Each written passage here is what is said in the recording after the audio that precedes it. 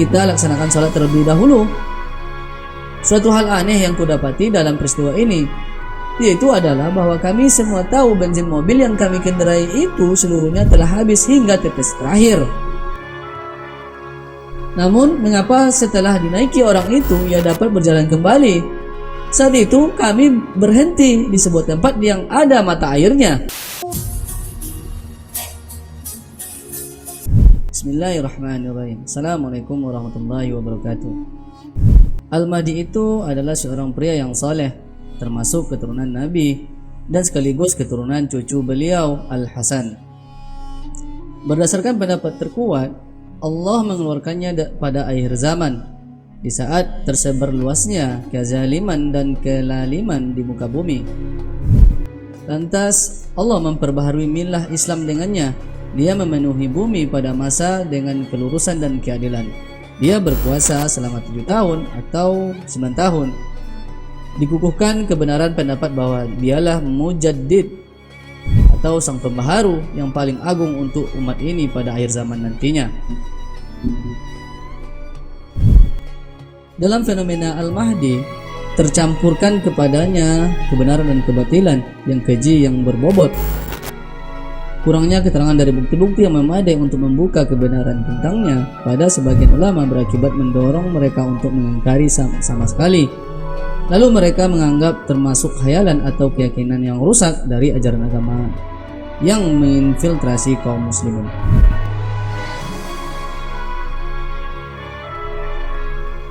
Pada konten kita kali ini, kita tidak membahas terkait secara detail Imam Mahdi ini tentunya teman-teman.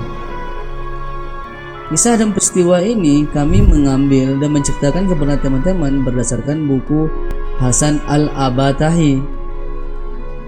Di dalam pembukanya, dia mendisklaimer bahwa saya tidak tahu dalil apa yang dapat menguatkan pendapat yang menyatakan bahwa seseorang tidak mungkin dapat bertemu dengan sahib al-zaman, yaitu Imam Mahdi pada masa kegaibannya.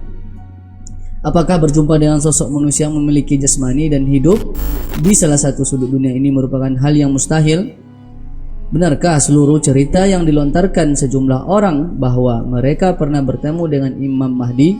Atau haruskah kita mendustakan semua itu? Kami membacakan kepada teman-teman bahwa buku yang kami bacakan ini adalah buku terjemahan. Judul asli buku ini adalah Al-Liqa' Ma'al Iman Sahibuz Zaman, karya Hasan Al-Abatahi, terbitan Muassasah Al-Balagh, Beirut, Lebanon 1991. Dan buku ini diterjemahkan oleh Mukhdar As-Segaf. Al-Hajj Ismail Ghazi adalah seorang ulama yang tinggal di kota Masyhad. Ia pernah menuturkan kepada saya sebuah peristiwa dan saya mendengarkannya secara langsung, bukan melalui orang lain. Kisahnya yaitu suatu ketika aku menjadi ketua rombongan sebuah kafilah perjalanan haji. Perjalanan tersebut dimulai dari kota Masyhad lalu singgah di kota Najaf Al-Ashraf untuk berziarah. Perjalanan haji melalui darat dari kota Najaf, Irak. Perjalanan ini merupakan perjalanan sulit dan banyak tantangannya, sebab di samping perjalanan tersebut melalui padang pasir yang sulit didapatkan air dan makanan. Jalannya juga tidak jelas, bahkan rambu-rambu perjalanannya pun tidak ada. Oleh karena itu, jalur ini hanya akan ditempuh oleh mereka yang memiliki keberanian dan pengalaman yang tinggi. Selama beberapa hari, siang dan malam, kami hanya melihat hamparan pasir tak bertepi. Kami pun telah mempersiapkan bekal air dan bensin yang sangat cukup untuk persediaan selama perjalanan. Begitu juga dengan rombongan yang kami pimpin. Mereka telah menyiapkan segala kebutuhan yang diperlukan selama dalam perjalanan. Salah seorang supir kami yang kurang dalam iman dan takwa tiba-tiba membawa kami ke sebuah jalan yang sulit dilalui, sehingga kami terperangkap. Kami pun berada di jalan itu hingga matahari terbenam. Kami berkata kepada supir itu, Sebaiknya kita istirahat saja di sini. Besok setelah matahari terbit, kita lanjut perjalanan ini.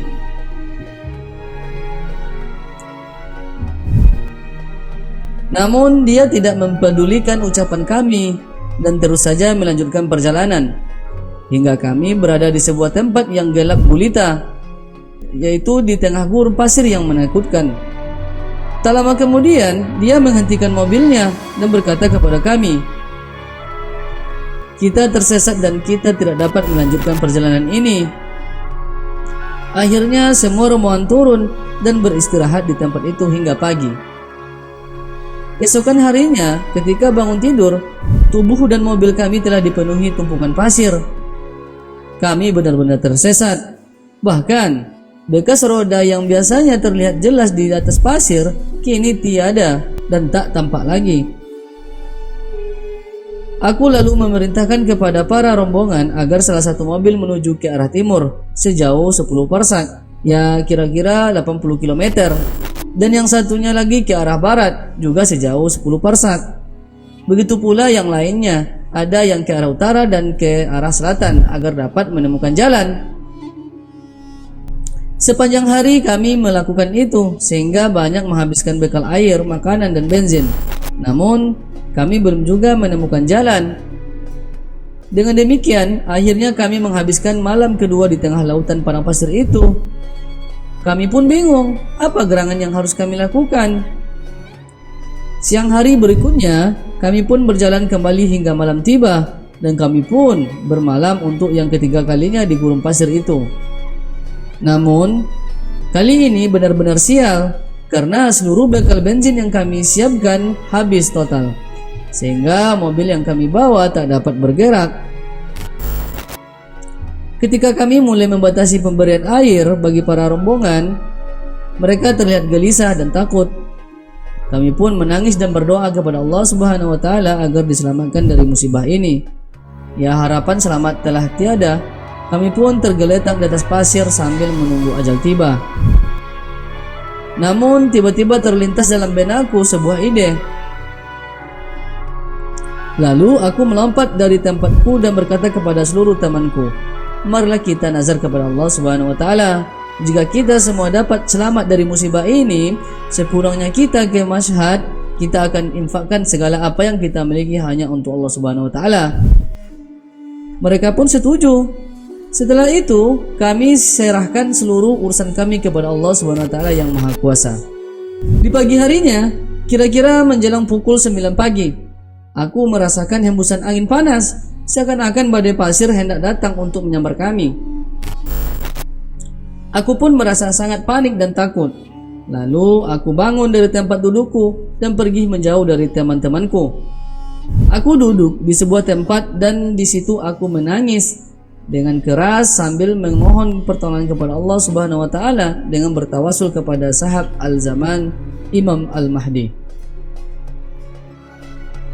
Aku pun berkata, "Wahai sahib al-zaman, wahai Aba Saleh, wahai Al-Mahdi, tolonglah aku ini."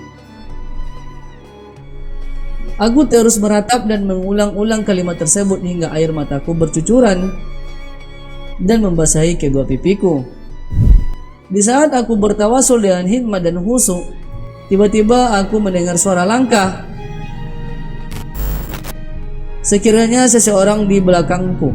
Aku pun menoleh ke belakang dan aku melihat seorang Arab yang di belakangnya terdapat sebuah kafilah unta.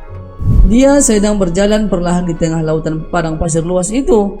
Aku pun langsung berdiri dan memanggilnya, "Hai orang Arab, demi Allah, tolong selamatkanlah kami. Di manakah kami sekarang? Kami kehilangan jejak." Lalu orang itu menghentikan untanya serta mendekatkan kepadaku dan memanggil namaku sambil berkata, "Janganlah panik dan takut. Aku akan tunjukkan kepadamu jalannya." Lalu dia memberi isyarat dengan tangannya sambil berkata, "Pergilah kalian melalui jalan ini hingga sampai di antara dua gunung. Setelah itu, kalian terus saja berjalan di antara dua gunung itu hingga menemui sebuah lembah. Setelah itu kalian belok ke arah kiri, lalu terus berjalan. Ikuti arah itu hingga matahari terbenam. Di sana kalian akan mendapatkan jalan umum.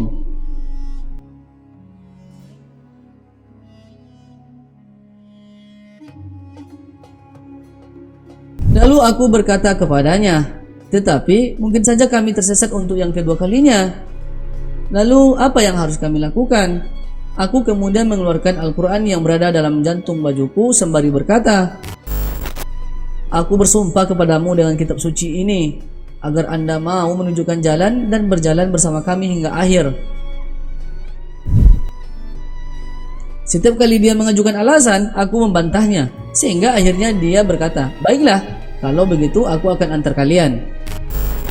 Kami pun naik ke mobil, lalu diperintahkan sopir yang kedua untuk membawanya dan kami bertiga duduk di depan. Kami pun naik ke mobil, lalu diperintahkan sopir yang kedua untuk membawanya dan kami bertiga duduk di depan. Teman-teman kami terlihat begitu ceria dan gembira.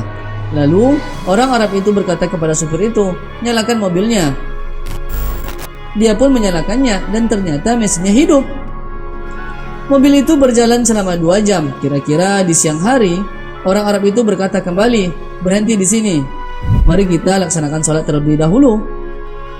Suatu hal aneh yang kudapati dalam peristiwa ini, yaitu adalah bahwa kami semua tahu bensin mobil yang kami kendarai itu seluruhnya telah habis hingga tetes terakhir. Namun, mengapa setelah dinaiki orang itu, ia dapat berjalan kembali? Saat itu kami berhenti di sebuah tempat yang ada mata airnya. Lalu kami semua berwuduk. Sementara orang Arab itu menjauh dari kami sambil berkata kepadaku, jadilah engkau imam dan kami semua akan makmum padamu.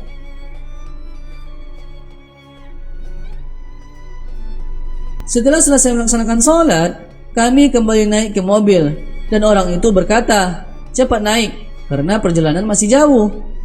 Setelah itu kami berjalan dengan mobil itu sesuai dengan arah yang dituturkannya hingga sampai di jalan umum. Di tengah jalan orang itu ternyata dapat berbicara dengan bahasa Persia, bahkan sempat menanyakan tentang para ulama kota Mashhad. Satu persatu seakan-akan dia telah mengenal mereka. Sampai-sampai dia berkata, si fulan memiliki martabat dan dia memiliki masa depan yang cerah. Saat itu aku teringat akan nazar yang kami ucapkan. Lalu aku berkata padanya, Tuanku, kami tadi telah bernazar kepada Allah Subhanahu wa taala, jika kami selamat dari musibah ini, kami akan menginfakkan seluruh harta kami di jalan Allah Subhanahu wa taala. Lalu dia menjawab, mematuhi nazar semacam itu tidak wajib secara syariat. Tak lama kemudian, akhirnya kami tiba di jalan umum. Kami lalu turun dari mobil dengan hati yang penuh rasa bahagia dan gembira. Aku menoleh kepada teman-temanku dan berkata, aku berharap kalian mengumpulkan seluruh harta yang kalian miliki untuk diberikan kepada orang Arab mulia ini. Ia yang telah meninggalkan untanya di padang pasir demi menyelamatkan nyawa kita semua. Saat itu entah bagaimana, tiba-tiba pikiran semua teman-temanku menjadi menerawang dan lupa semuanya. Seakan-akan mereka baru bangun tidur. Mereka lalu berkata, siapa orang Arab itu? Bagaimana dia dapat kembali ke untanya? Setelah perjalanan yang begitu jauh ini, sementara yang lain berkata, kepada siapa dia menyerahkan untanya di padang pasir yang luas itu? Sebagian lain lagi berkata, ingatkah kalian, bukankah bensin mobil ini sudah tidak ada setetes pun? Namun mengapa masih dapat berjalan hingga 10 jam lebih? Tak lama kemudian kami semua sadar, tetapi orang Arab itu telah menghilang entah kemana. Kami pun berusaha mencarinya ke sana kemari, namun tidak mendapatkannya. Oleh karena itu, kami yakin bahwa kami telah ditolong oleh sahib Al-Zaman Imam Al-Mahdi, namun kami tidak menyadarinya. Demikian sepenggal kisah dari kisah ini. Semoga bermanfaat. Wallahu alam. Wabillahi taufiq wal hidayah. Assalamualaikum warahmatullahi wabarakatuh.